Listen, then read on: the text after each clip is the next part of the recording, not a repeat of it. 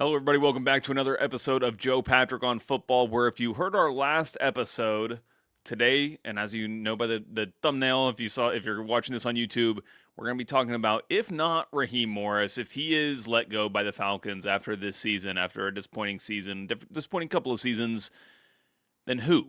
Then who are we deciding between? Because I think that ultimately, when we are thinking about whether Raheem Morris should continue as Falcons head coach, it's at least worth considering who the alternative option would be. And so we're going to do that today and go through some names. And I miscredited, where I had seen this list, this article about the top names that are coming up on this next coaching cycle. I said it was The Athletic. It was actually on ESPN. So you can go to ESPN.com on their NFL section and see this link, this story by Dan Graziano that kind of highlights, some of the top names. And those are the names we're going to be going through today. There's obviously going to be more candidates than just what is on this list that are names that get interviews, certainly with the Falcons if they end up having an opening, as well as other places. But we're just going to be going through this list today. And then obviously, if, again, we don't even know if Raheem Morris is ultimately going to be out as Falcons head coach, we probably will within the next month or so. If that does come to pass, then we're obviously going to go through things a lot more thoroughly and kind of maybe create like a rubric of sorts and really kind of judge these candidates a little bit more closely and actually make some judgments about their abilities and whether they fit what the Falcons need. But on that note, I do want to talk about or just kind of ponder what the Falcons do need. If, again, kind of hypothetically at this point, going into a potential coaching search. And I've kind of, I think you can think validly in multiple ways about this. And because I've had multiple different, maybe conflicting thoughts about what type of coach the Falcons should be looking for going into their next coaching search. Again, if that does indeed come to pass. Obviously, in this coaching search, they went from the offensive minded Arthur Smith to the defensive minded Raheem Morris. But, while Raheem Morris was a defensive football coach, he was more of the overall CEO type, the kind of program building type of head coach, I would call him, because he obviously came into the situation not calling plays, which I feel like a lot of defensive head coaches don't. They kind of get one of their trusted assistants or trusted personnel who they work with, and they allow that guy to actually call the plays because it's not as much, I would say. And maybe I'm who knows, maybe I'm totally wrong on this, but it's not quite the like art form, I guess, that offensive play calling is, and they just feel more comfortable delegating that because it's more along, you're working along like wider parameters as opposed to offensive play calling, which is so specific and requires like so much detailed communication between that play caller and the key personnel, obviously the quarterback amongst the players. So Raheem Morris was a little bit different. But I've kind of thought, like if you were to have asked me this about a month ago or so, I would have definitely said, this team should be looking for an offensive play caller. You have a young quarterback in Michael Penix. That's who you need to develop if this program under Penix is going to be successful. If Michael Penix is going to be successful, you need him to have a real relationship with the offensive coordinator. Obviously you need a personal relationship there, but you need that kind of football relationship and a coach that clearly understands his strengths and weaknesses and what he likes to do, maybe where he needs to improve that they can work on, and that kind of thing. I think that's still, I kind of still have that mentality. The dynamic is obviously a little bit different, though, at this point in time because Michael Penix is now injured and is likely not going to be able to start the season for the Falcons. I would say, like, almost guaranteed, by the way. I know that that's not guaranteed, but I would say that there's very, very little chance that he's back after the quote unquote, it's a 9-month injury. That's what you hear about these ACLs all the time now. And maybe for some positions, like obviously that is true. There have been guys who have returned after, that amount of time. But for a quarterback, especially one that you would be deathly afraid of, like having another injury, and obviously Michael Penix this will be his third ACL injury. it's going to take a little bit longer. And I think that you have to bring in the new coach is probably going to come in with an understanding that they're not necessarily going to be able to work with him directly as the quarterback, as the QB1 of the Falcons, probably until mid-season-ish next year. And we'll see, as we get closer to that date. But you're likely looking at about half the season with a different quarterback. And then when Michael Penix is able to be inserted, whether that's in week 4 or week 8 or week 10, there are still going to be some probably limitations that he has or some things that the coordinator, or I'm sorry, the head coach, the play caller at least, will have to work around. So that changes the dynamic a little bit. But I also think, the game in which Michael Penix got injured was the game where, I was kind of having an epiphany about this team and kind of how I felt about it, the organization. And we had that podcast episode, Joe Patrick on Football, in the wake of that loss, which was, embarrassing because you blow a 14-point lead in that game against a division rival in the Panthers. It's probably the game that didn't officially eliminate you, but you felt like you needed to win that game if you wanted to stay in contention in the division. And then obviously you had the injuries and the fallout that we just talked about from it. So it was a bitterly disappointing defeat. And we talked about the whole Chris Spielman thing, what the Lions did when they hired Brad Holmes and Dan Campbell, with Chris Spielman kind of helping lead those searches for those key personnel and has remained within the program. And I do think that there is, potentially a role like that for that, where the Falcons could use someone like that in their organization. It seems just like from a culture building perspective and kind of bridging the players and the stuff that happens on the field to the off field and to other personnel within the building, whether that's like business people, sales, marketing, all that stuff. So there's a role potentially for someone like that. But, I think that you can also say that the Falcons, what they need in a head coach more than anything is someone who is going to help lead that culture change, and that maybe the Falcons are not best served by like a not no name obviously, but like a bookish type, like somebody who just wants to like draw up plays and sit in his office and while the candle burns after midnight and just come up with play after play. I'm thinking of like a Mike McDaniel or something like that. It feels like you need someone who's going to really be demanding of people within the building. And in order to be demanding like that, you have to have a certain confidence about yourself as a head coach. And it just feels like maybe a first-time head coach is not going to be able to bring about that kind of change.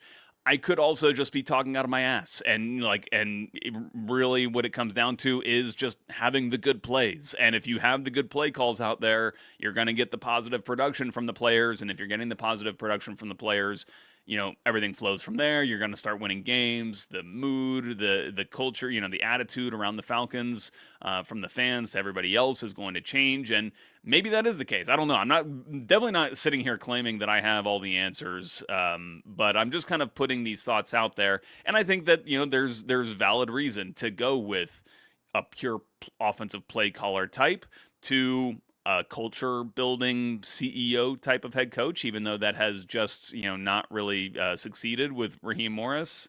Again, it's not over yet. Or even a defensive coach, because, frankly, I think that how we should feel about this Falcons team going forward is that this is kind of like a defensive football team, and that should kind of be its identity. I mean, this team is second in the NFL, I believe, right now in sacks, which is insane. This team is on pace to break their own franchise record for the most sacks in a season, which is not anything ground shaking by NFL standards, but I mean, obviously for the organization, that's massive, and that's where a lot of your young promising talent is right now. When you look at James Pierce Jr., who could, win Defensive Rookie of the Year, Jalen Walker, who I think is just as good, if not better, of a football player, but he just doesn't rack up the stats, the sexy stats, sack stats. That's a tongue twister, like James Pierce Jr. does, but he's so valuable to the team in terms of what he's able to do in all phases. A true 3-down player.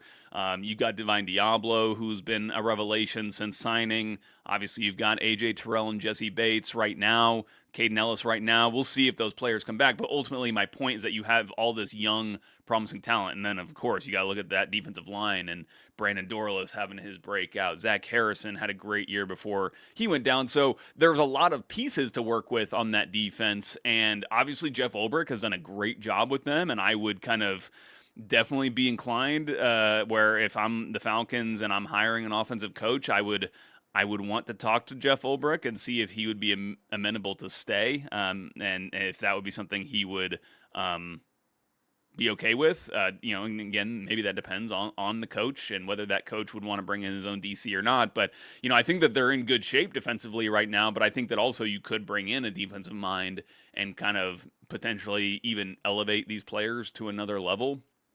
But I just say that to say that I think a defensive play caller or a defensive-minded head coach should be on the table as well, and it's worth just kind of looking at all these different types of coaches and their kind of prototypes that they present.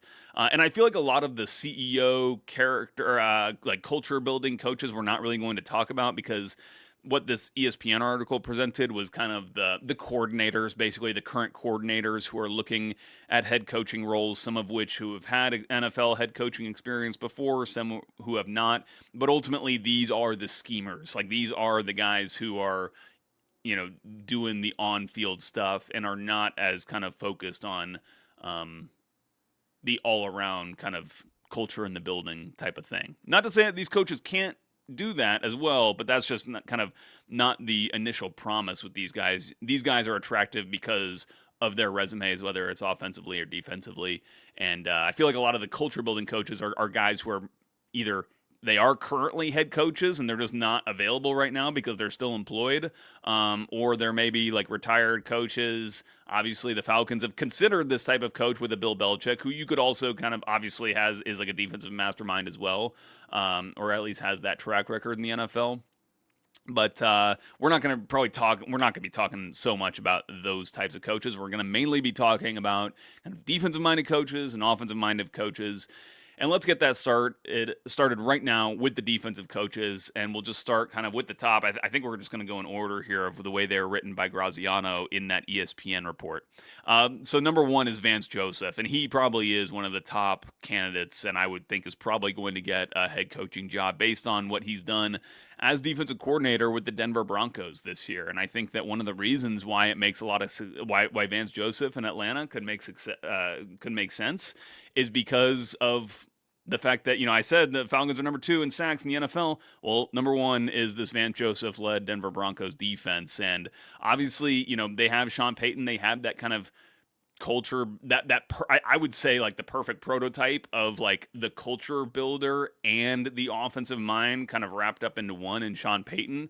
And he's been able to do enough with that offense, but it's really been this defense that has led the Denver Broncos to having the best record in the NFL so far this season. I believe they're now at 12-2, which is crazy behind Bo Nix. I never would have expected Bo Nix to be that successful, although Vance Joseph doesn't really have much to do with that. But Vance Joseph has also turned a lot of these, maybe mid-grade, draft prospects into very highly performing NFL players, like a Nick Benito, for example, is one who's really turned into a superstar. I believe he was like a third-round pick or something like that. So, Vance Joseph obviously has had a lot of success in that respect here. The drawback on him is just that he has had one head coaching stint before with Denver, and it went terribly. And he was fired after, what was it, not even 2 years, I believe. He had an 11-21 record as a head coach, and he was the head coach when the Miami Dolphins I believe he was. I don't know if he was the head coach. No, I don't believe he was the head coach. He was the defensive coordinator when the Miami Dolphins had that 70-point game, which may have been a curse to Mike McDaniel. But anyway, Vance Joseph is obviously a very qualified head coaching prospect, and I would believe the Falcons would give him a really long look. Chris Shula was next on Graziano's report. have to think that this would be a weird one for the Falcons, not because of like his resume necessarily, other than that, like where his resume puts him, which is in Los Angeles, and he's basically, like he was a coach under Raheem Morris as a pass game coordinator, linebackers coach, since basically replaced Raheem Morris as the defensive coordinator in LA.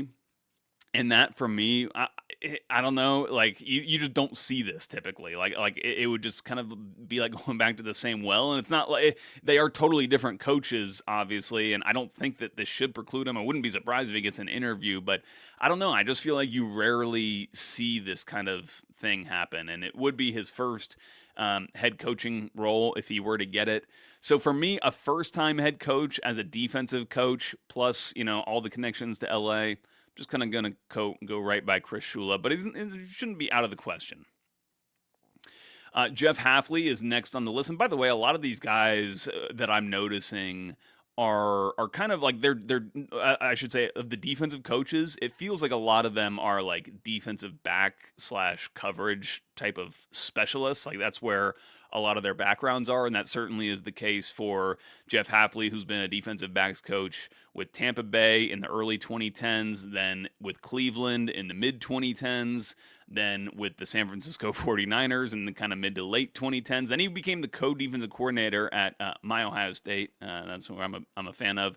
Did a great job with them for 1 year, and he was also the defensive backs coach there, where they had a really good defensive backs unit at the college ranks. And then he went to Boston College, where he struggled, and that would kind of be like the drawback on him, was that when he was a head coach, it was one, not in the NFL, and two, it was in the college ranks, and it was not a great stint. He was the head coach at Boston College from 2020 to 2023.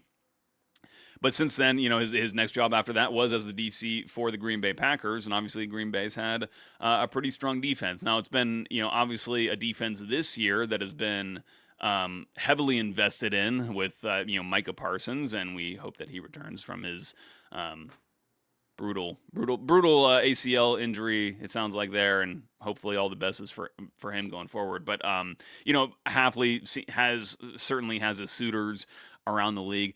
To me, probably not up the Falcons' alley. And I gotta say, when I am looking at these names that Graziano put out, for one reason or another, I am more attracted to some of the offensive names. I guess I still would lean more towards the offensive side of the ball for what this team needs going forward. Again, obviously because you have that young quarterback that you need that quarterback and that coach to be like, so tight knit.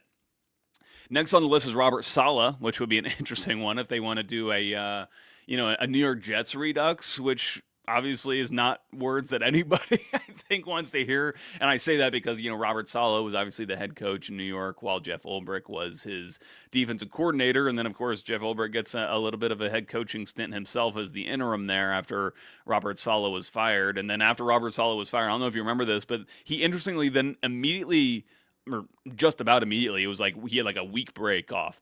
He had like a week off. Then he becomes an offensive consultant for the Green Bay Packers, and that's an interesting one because it's funny. I remember talking to Arthur Smith about this, and he was saying how he spent so much time talking with Ryan Nielsen about football, and like these offensive and defensive coaches, they pick up a lot off each other, and I've even heard it said as like, a defensive coordinator is actually like an expert in offensive football because they have to know what offenses are doing in order to try to nullify them, and kind of vice versa. If you're an offensive coach, you have to know all the rules that defenses are using and when they want to use them, et cetera, et cetera. Like, you need to know the nitty gritty details in order to break those rules and to get the best out of your team. So even though these are like defensive and offensive coaches, there is kind of an odd kind of symbiotic relationship between them.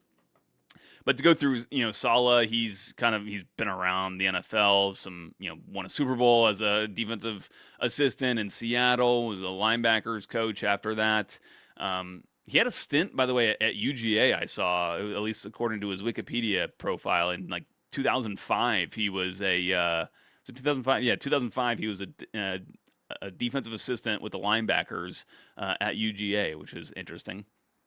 But again, for obvious reasons, kind of hard for me to see this one being a thing. So we will move on to Jesse Minter, who is one of the buzziest defensive coaches in this circuit right now. Another guy who has a tie to the state of Georgia, where he was Georgia State's defensive coordinator.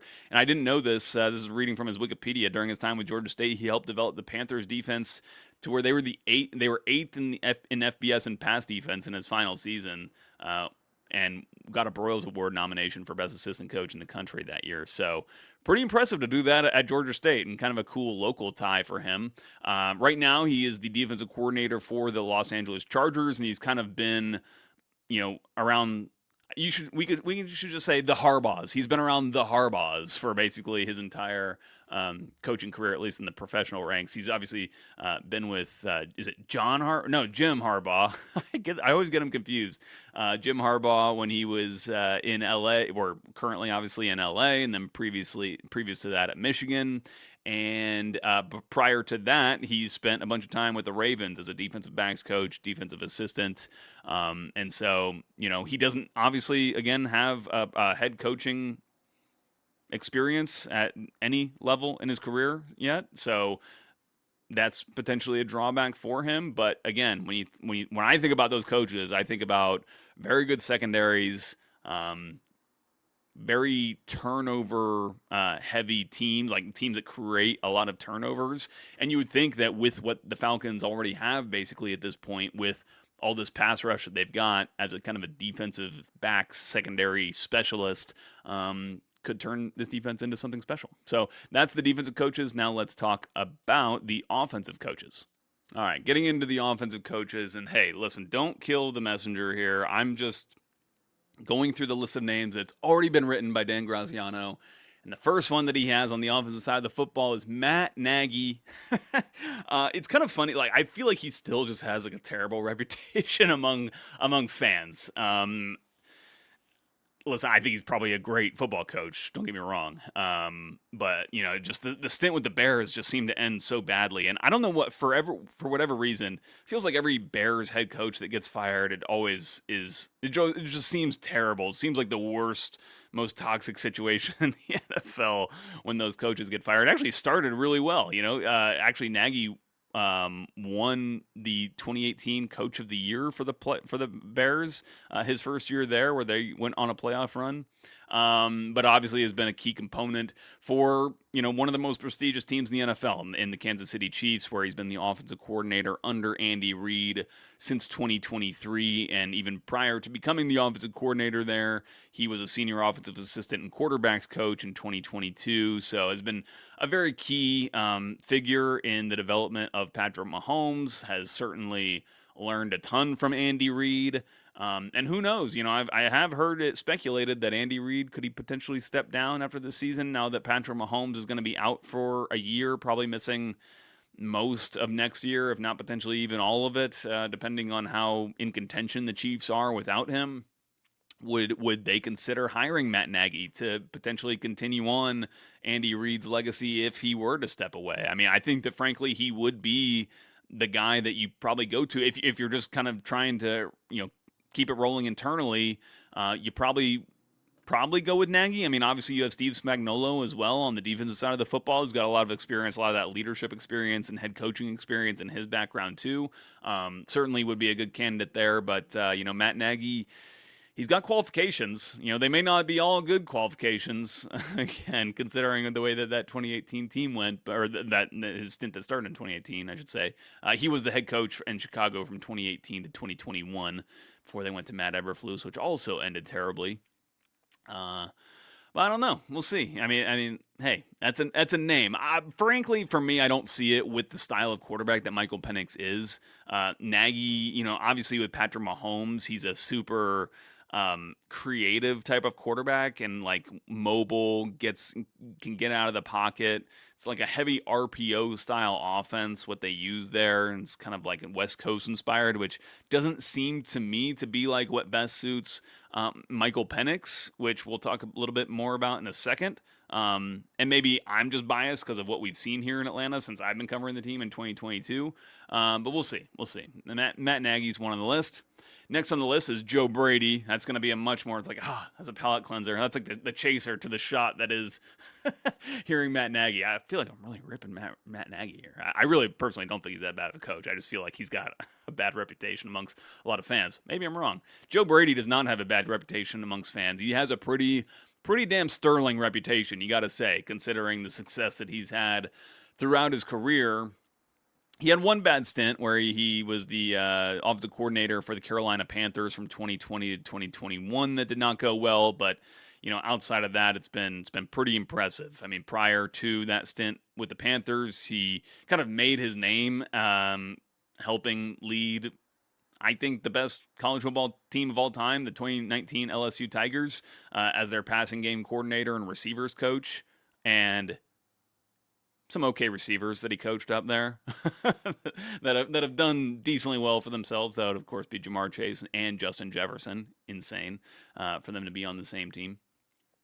And then he's obviously been the quarterback's coach, then the interim offensive coordinator, then the offensive coordinator for the Buffalo Bills since 2022, where, the Bills have been okay on offense. Now, one of the caveats here, obviously, with Brady is he's had his greatest success when he's had great players and, specifically a great quarterback in Joe Burrow at LSU, and then obviously Josh Allen throughout his Buffalo Bills tenure. Are those now? Is it kind of a chicken and egg situation? Are the quarterbacks great because Joe Brady was there leading them, or vice versa? Probably a little bit of both. But obviously he would be a sexy hire, and I think that would be one that kind of wins the press conference, obviously, or wins the PR game by just his offensive success that he's had in his career to date. But we'll see. Again, I don't know if what he likes to do offensively is.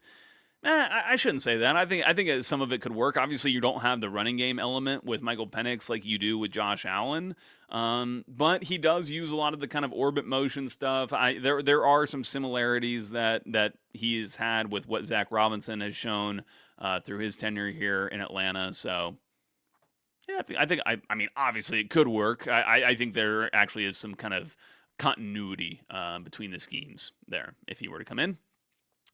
Maybe the coach I like the most on paper, just with what he does offensively, is the next name here. And I know I'm not the only one to have voiced this opinion. It's Clint Kubiak, Seattle Seahawks offensive coordinator, was just fortunate enough that the Falcons recently played Seattle, and Raheem Morris had just great things to say about Kubiak and what he does, and is a young coach, but is also just kind of well-traveled around the NFL already to this point. Obviously kind of has that prestige of his last name, is Gary Kubiak being his dad, who was a long-time NFL head coach in multiple spots, and, Kubiak's had a lot of success this year as the offensive coordinator in Seattle, really turning around that Seattle offense from what it was under Ryan Grubb last year, and with a different quarterback. It's promising to see that he comes in his first year with Sam Darnold, and Sam Darnold is playing great this year. Obviously, Sam Darnold played great last year as well, but it's good. I think it's a good sign for an offensive coach, and especially an offensive play caller, to see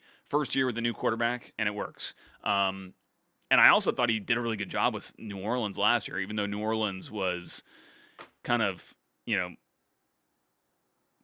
have a paddle last year, and that being at the quarterback position where they were kind of bouncing around some different guys, but they were still putting up points. They put up plenty of points last year, and I liked what they did. And, Clint Kubiak, one of the reasons why I kind of like him on paper is because he is that kind of under center, a lot of under center, outside zone is the bread and butter. That's how I believe that this offensive line is set up, and that's why I think that it works. It's not just a personal preference. This offensive line is a little bit light in the pants, but they're athletic, and I'm thinking of like Chris Lindstrom as kind of being the cornerstone of what this offensive line is.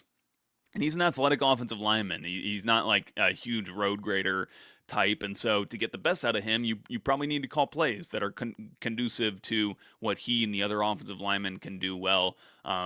Same with like a guy like Jake Matthews. He's not like gonna bully people off the ball anymore in his career, but he can still use his feet and his athleticism as well to make himself useful in that wide zone game. So Clint Kubiak, prior to being Seattle's offensive coordinator and then New Orleans offensive coordinator in 2024, he was the passing game coordinator for the 49ers in 2023, where he obviously got great marks and was able to get elevated. Has been in Minnesota, so Kirk Cousins would know him. Again, I don't think Kirk Cousins, there's probably any way he returns to the team just based on his contract situation. But you never know. So that's the last kind of name that we'll go here, that we'll use here, that can potentially be a good fit for the Falcons. Probably the one I would prefer as well. So a good one to wrap up on. There are a lot of other names that are like current head coaches that could be fired or likely to be fired, that I think could also do a decent job here as well. I'm not going to go into those because they're just still under contract and it's just purely speculative at that point. And don't want to waste time, especially since we're already at 30-minute mark. So thank you guys so much for listening to this episode. I know it was a little bit of, we had to get our vegetables in today, basically talking about some of this stuff, but I thought it was good. Good exercise. Thank you guys so much for watching. If you are listening to us, you can watch us on 92.9 The Game's YouTube channel. If you're doing that, click like, please. Just please do that right now.